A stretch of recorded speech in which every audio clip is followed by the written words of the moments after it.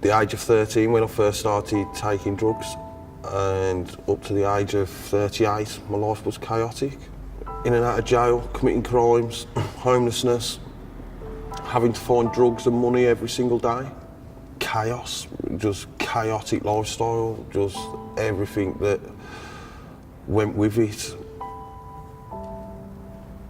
Because I felt lost, I felt not in touch with society, felt isolated, and my addiction took me to rock bottom at least about 10 times. And I ended up offending to have to fund my habit, which led to me getting arrested and being locked up. It was just a struggle on a daily basis. My thinking was quite flawed at the time. I didn't really care, and I kept putting myself in dangerous situations. But I lost a lot of friends on the streets while I was there through alcohol and heroin. One incident that I can tell you about is I was down the canal where I was sleeping, and a mate come over to see me. He had to cross over the canal. Well, when he was leaving, he slipped, banged his head and fell in the canal, in the most deepest part of the canal. He was dead on impact, but I got arrested for that incident on suspicion of murder.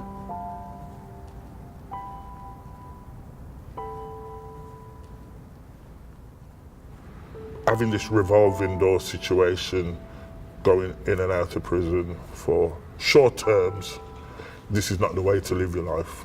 You know, I realised that I was evolving into this person, and it was due to the addiction. It was crack cocaine, but at the same time, you know, the realisation that it was changing me. You know, I have memories of doing wrong, you know, petty theft, dealing, things like, you know, it just makes you become an obnoxious person. And not being able to control the situation as well. I was sitting in a squat and I see what was around me. I was surrounded by filth, dirt, cans of beer. Luckily there weren't no needles about at this particular point in time, and I thought, what am I doing here? There's got to be something that I can do with myself to get myself out of this situation. Because I'd had many years on the streets, and the simple fact was, once I'd actually got my own place, I knew I could put more things in place. I can then move on, I can actually address things what I needed to address.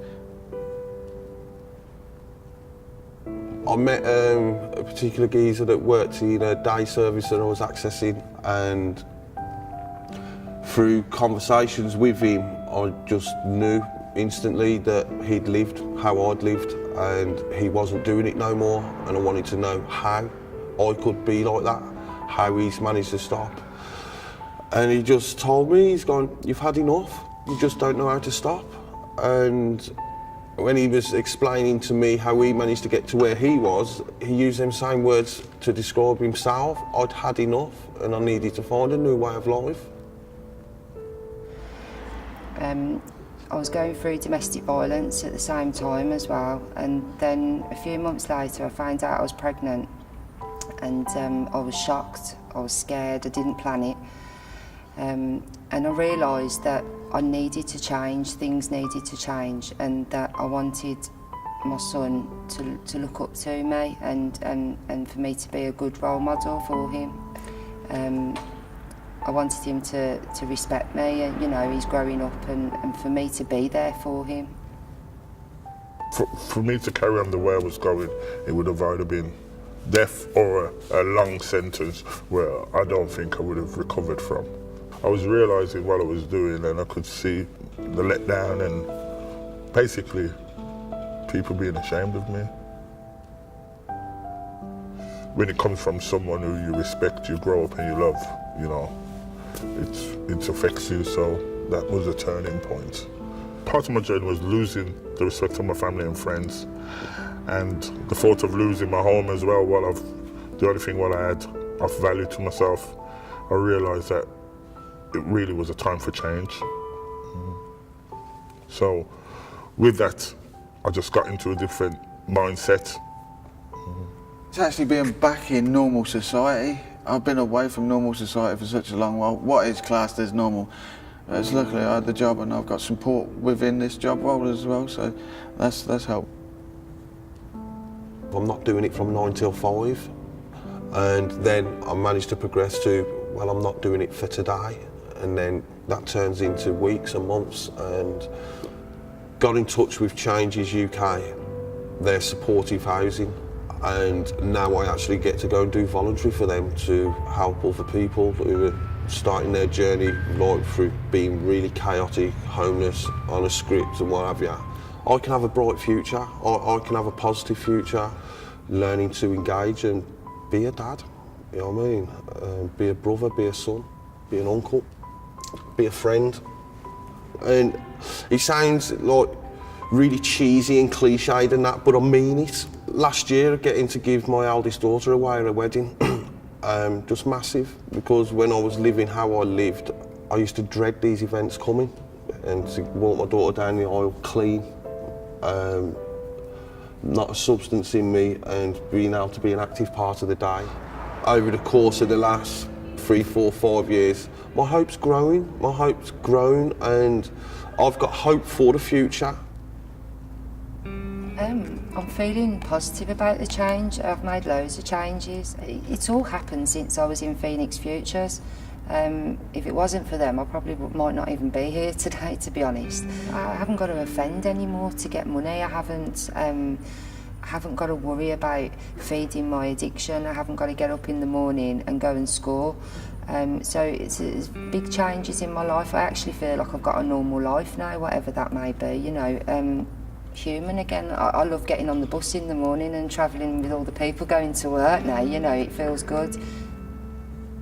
Since getting the support, I haven't really looked back, and it's just been good ever since, yeah. For the past 2 years, I've been involved with a project Changing Futures Together. I'm involved in a strand of the project every step of the way. And with that, my role is to attract people to the services to become experts, because I am an expert by experience. When the recovery coaching was going really well, but it ended, and Phoenix ended as well. And it's then when Barry approached me and asked me if I wanted to be an expert by experience, that's given me a bit of hope.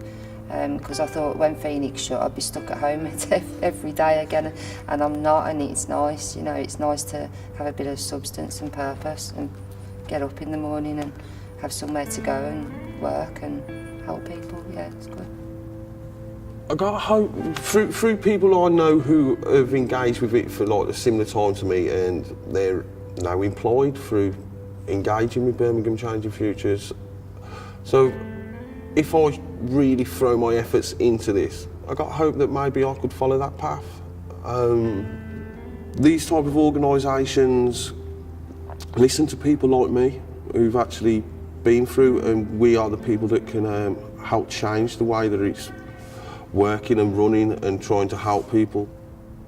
So it is a long journey, a real long journey, but with the right support, which I would say this project, somebody can encourage you, and so we can actually shorten that journey. If I'd have had the support that I can offer people now, with the advice that I've got, with the lead worker that's with me, with me as a peer mentor, and the support that we can offer to somebody, I can shorten their journey so they don't have to go through the pitfalls that I went through.